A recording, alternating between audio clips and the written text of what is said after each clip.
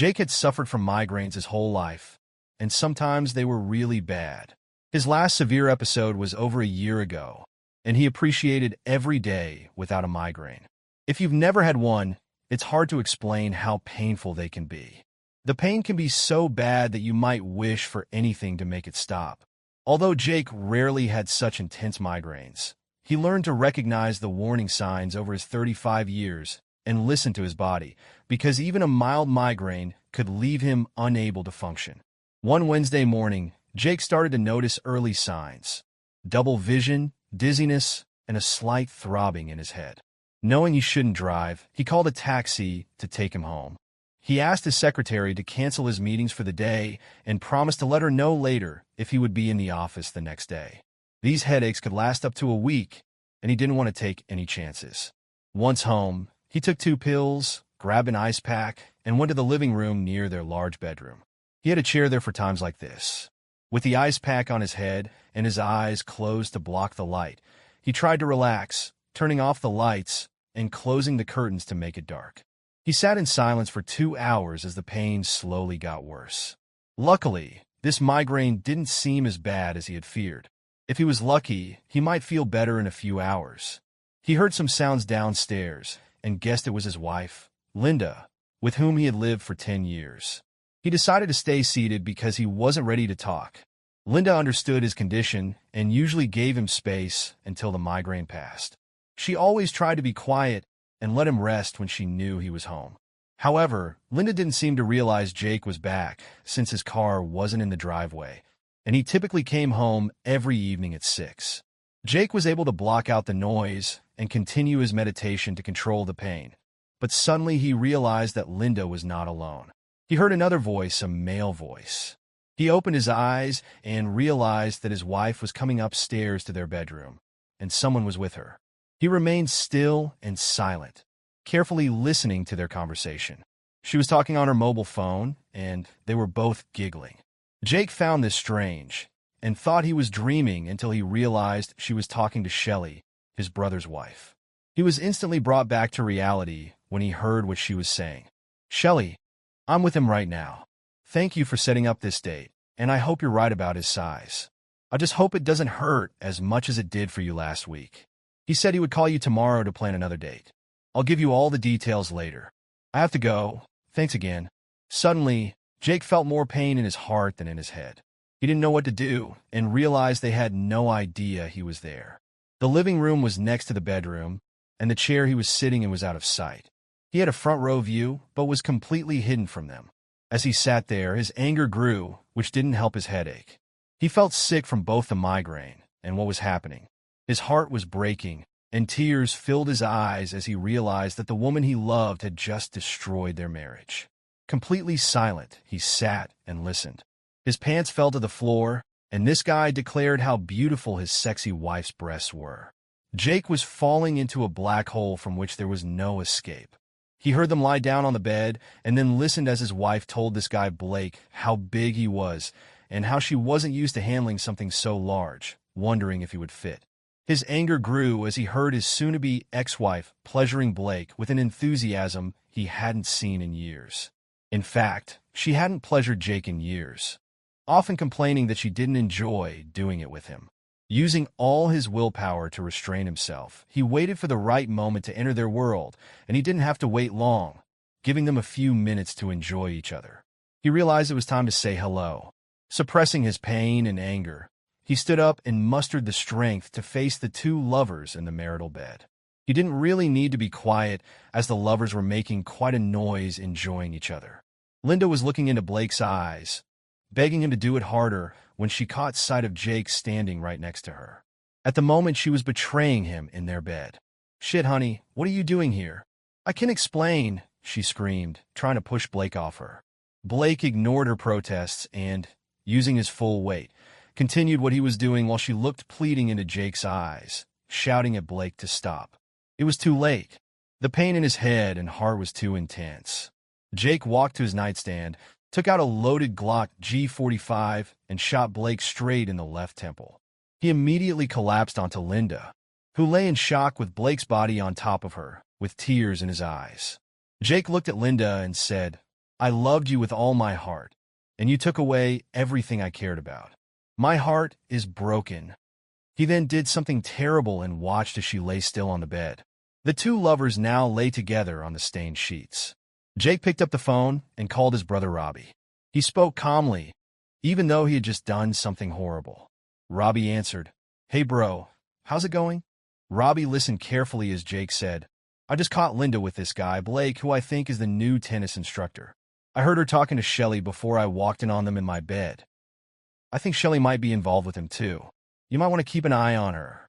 Robbie stopped talking and listened to me. "I just killed them both in our bed. I'm not joking. I don't want you to go through what I just went through, so find out if she's cheating on you. In between these migraines and this betrayal, I can't take it anymore. I want you to know that I love you, and I'm sorry goodbye." Robbie and the phone went silent.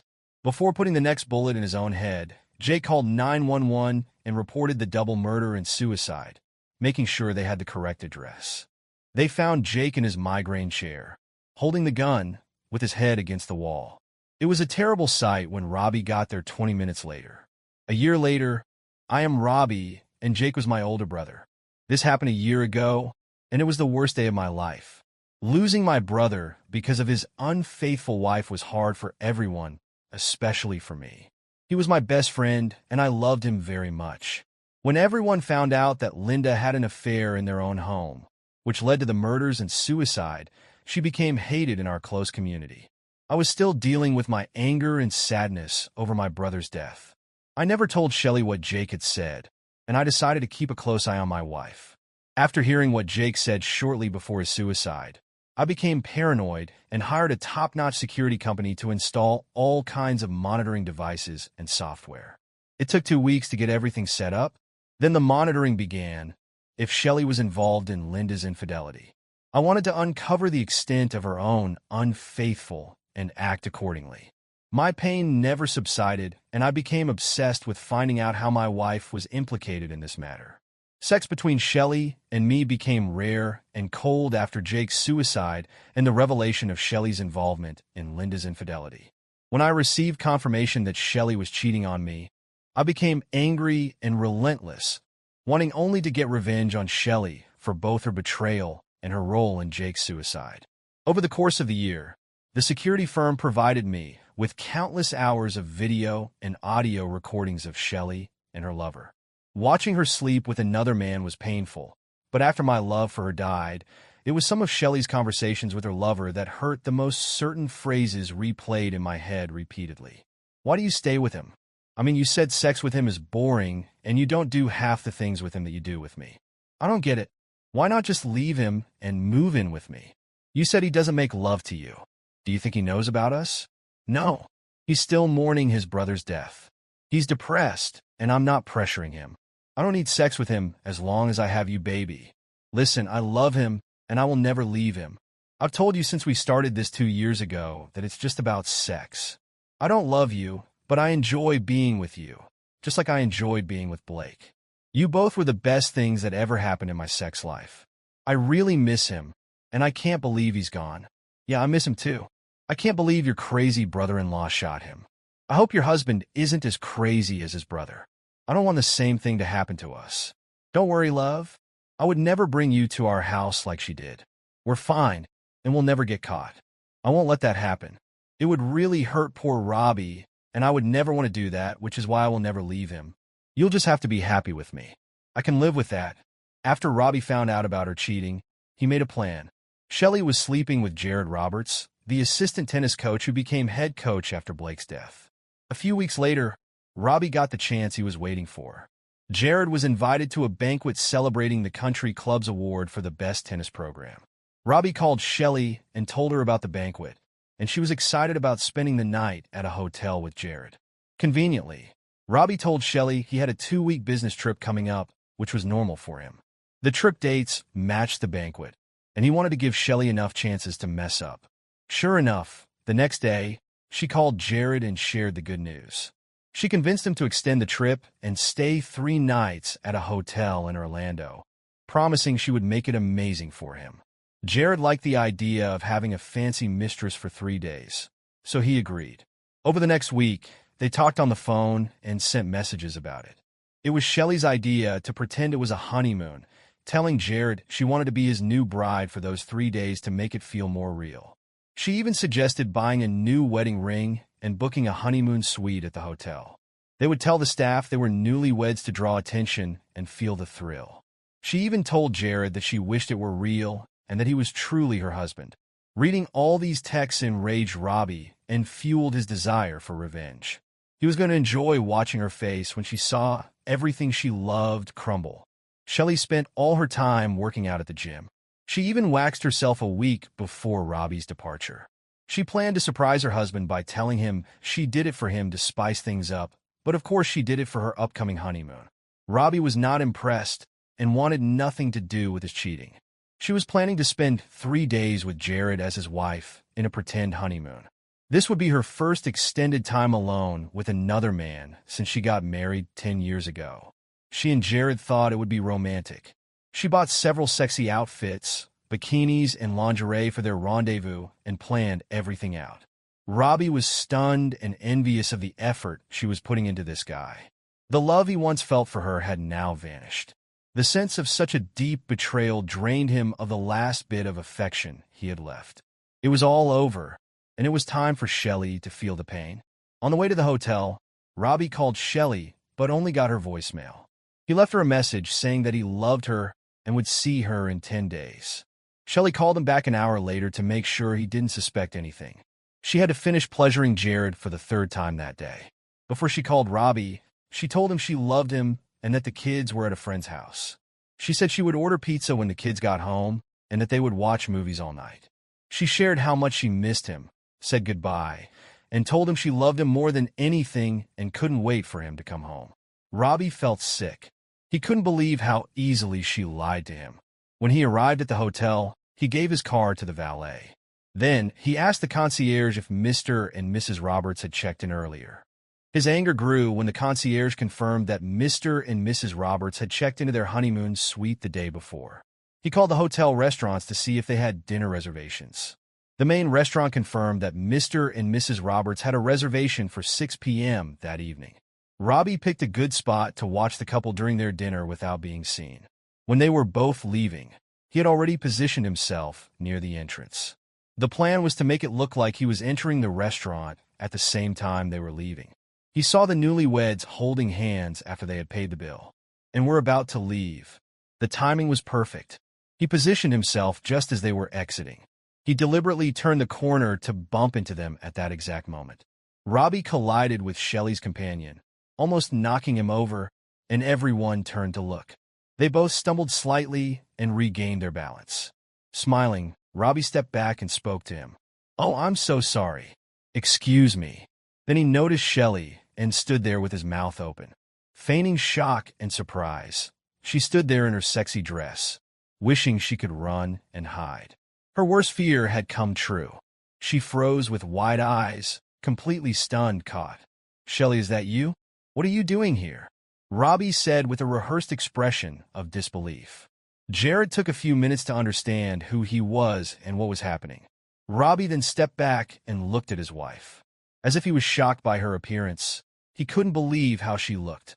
She was wearing a very short dress with a deep neckline and no bra, nylon stockings, CFM pumps along with glamorous makeup and hair.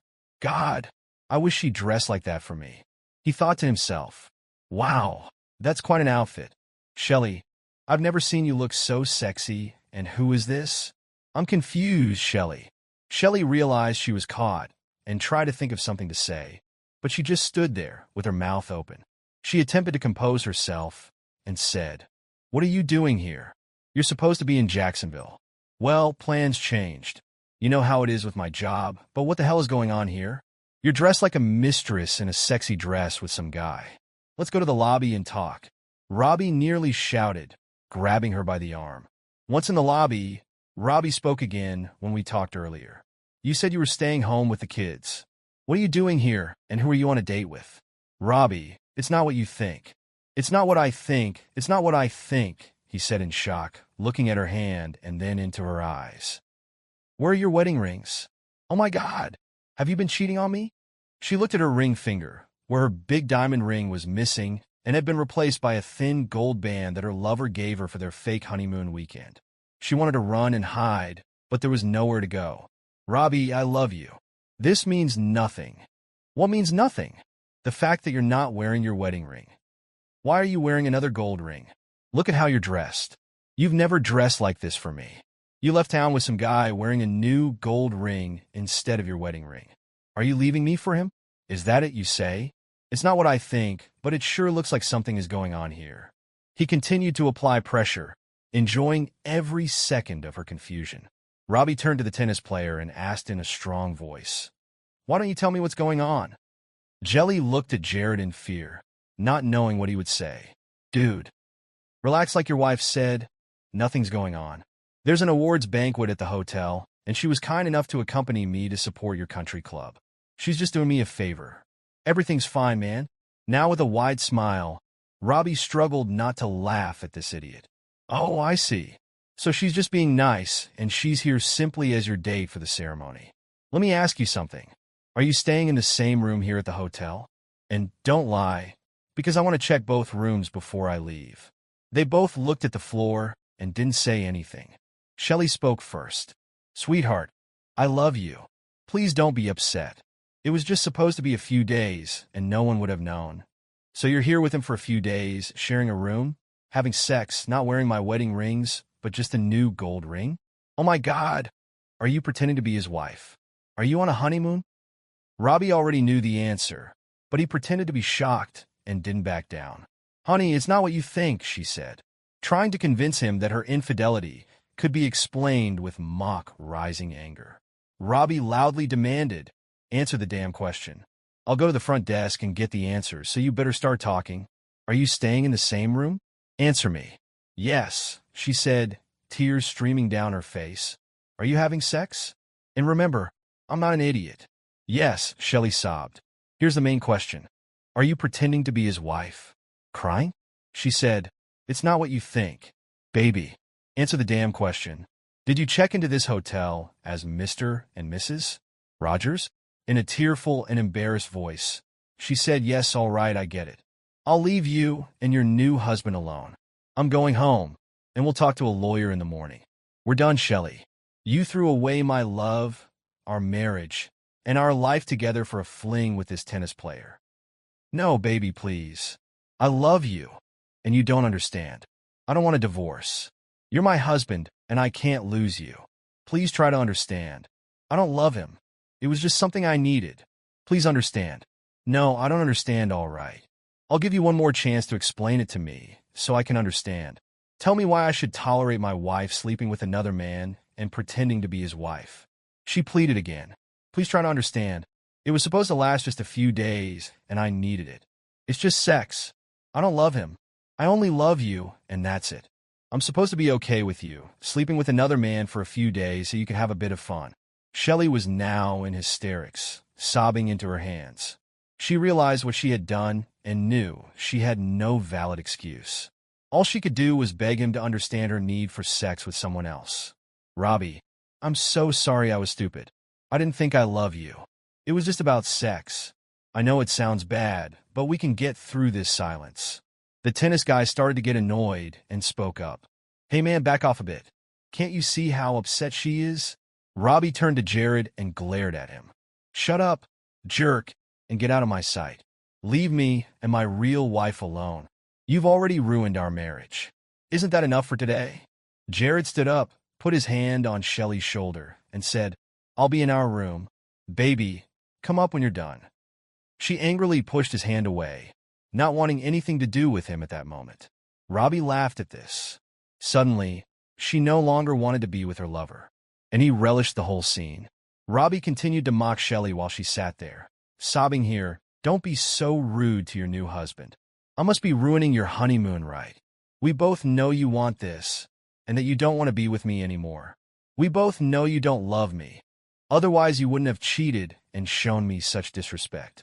Jared left, and they were alone. "Please stay with me," she said with pleading eyes for a few minutes. "Tell me, how long have you been with him?" She lied again, saying it was the first time they were together. He was stunned at how easily she could lie to him. "Shelley, Did you ever disrespect me in your conversations with him? You know, talk badly about me or criticize me when you were together or during sex. Jin, Salade no bebe. I would never do that. I love you so much. You mean everything to me. You have to believe me. Let's just leave, go home right now, and be together. Robbie took out his phone and turned off the audio recording. Then he started playing a playlist of their conversations recorded over the last 6 months. First of all, I know you've been cheating on me for the past 2 years. Secondly, can you explain this to me? The sound was loud and clear. Audio file 1. Don't worry about him. He has no idea. Audio file 2. I hate having sex with him. He's so boring in bed. Audio file 3. I'm not leaving him. I love him, but not for sex. Audio file 4. I stay with him because he's a good provider and father. I'll never let him go. Audio file 5. Baby, you're 10 times better in bed than my loser husband. Audio file 6. I love your size and how you make me on. Audio, aisle 7. I belong to you, not him. Audio, aisle 8. On our honeymoon, I want you to do whatever you want. He'll never do that. There were over 50 audio files, each one making fun of her husband and putting down their marriage. Your dislike for me was worse than I could ever have imagined. Your comments were more than just teasing. They were hurtful and disrespectful. Unfortunately, I'll always remember your words. She looked shocked, sad, and completely broken, and it felt good to see her understand that she had ruined their marriage and that nothing would ever be the same for her. Shelly, this is why we're done. I can't handle your lies anymore. I know you've been cheating and sleeping with other men for at least the past 2 years. What you don't know is that Jay called me the night he shot his wife and your former lover. He heard you talking to Lindo on the phone about how much you like Blake's size. I knew about your infidelity, your lies, and your lack of respect for me. I wanted to see how far you'd go, and you never slowed down through your actions and comments. You made it clear that to you. I was just a good provider and a father to the kids. You can stop this charade and your lies, because I have recordings of all your calls and messages. I know how you feel about me, our sex life, and what a bad lover I am. You see, I know all of it, and soon everyone else will too. Unless you do what I say, you corrupted my brother's wife, helped her become as vile as you are, and you bear some responsibility for that tragic day. You encouraged her to be with Blake. You even set up their date because of your actions and deceit both. She and my brother are dead. I'm so sorry. I'm so sorry. Please forgive me, she said, holding her head in her hands and sobbing uncontrollably. I'm sure you wondered why I showed up here tonight. It wasn't an accident. I knew about your plans for this week. What you planned was so unbelievable that I just had to see it with my own eyes. I even knew about your plans to play the role of husband and wife on this trip and to erase me from your life. I have to admit it was hard to hear, and it hurt more than you can imagine. Shelley kept crying. You broke your vows, ruined our marriage, and disrespected our kids. What's worse is that you were involved in the affair and the death of my sister-in-law and brother. There's no way to fix this. I don't want you coming back home after your honeymoon weekend. You should stay at your mother's house instead. You better tell them what you did, because if they call me and ask why we broke up, I will tell them the truth and share everything I know. Robbie paused for a long time to let what he said sink in. I will be fair, but you need to sign the divorce papers without arguing. If you fight me, I will show all the videos and audio I have to everyone, including the kids. They are old enough to choose where they want to live, and once we explain your cheating and lies, I'm sure they will want to live with me. Shelley, what's truly sad about all this is that I loved you with all my heart and wanted to spend the rest of my life with you. When Jake told me about you, I didn't believe it. I didn't want to believe it. But I learned the terrible truth, and my heart was broken. You will have to live with that guilt and loss of love forever. We will never be together again. Robbie stood up, left Shelley sobbing, and drove home. I never came to terms with my brother's death avenging. My wife didn't bring peace. 5 years later, I met a woman in a cafe, and we became close friends. I never remarried because I couldn't trust another woman like I trusted before. We dated for a few years and stayed friends. Shelley had a nervous breakdown and was in the hospital for a year after the divorce. She was never welcomed back to the town because people knew about her part in Jake and Linda's deaths and how she betrayed her family. She lost custody of the kids and only saw them once. Second story, I had a dream that I video called my boyfriend, and he was with another girl. I've been hurt before, so it's something I worry about a lot. This week, I've had 3 dreams where he was with the same girl in different situations. The most recent one was when I called him, and I heard a girl's voice next to him. Today, I texted him when I woke up, but after an hour without a reply, I decided to video call him. When I did, the first thing I heard was a girl's voice next to him, just like in my dream. He quickly turned his head away and held the phone, so I couldn't see his face. I stayed quiet until he focused back on me. I looked at him for a few seconds, which seemed to make him a bit nervous. Then I asked, "Who are you with?" I heard someone talking. He laughed, but it didn't seem genuine. It felt forced. I asked him to show me his apartment, but he kept laughing and said, "Oh, you mean this?" while showing me his TV. I replied, "I'm sure I heard a voice that wasn't from the show." He then told me that I ruined his day with my questions and hung up. A few minutes later, he finally replied to the message I sent before calling. I know him well, and if he was really upset, he usually ignores me for the rest of the day. But he acted like nothing happened. I'm wondering if he feels guilty. Am I overthinking this? Is it because of my past that I'm imagining things? Or is my mind trying to tell me something? I could really use some advice.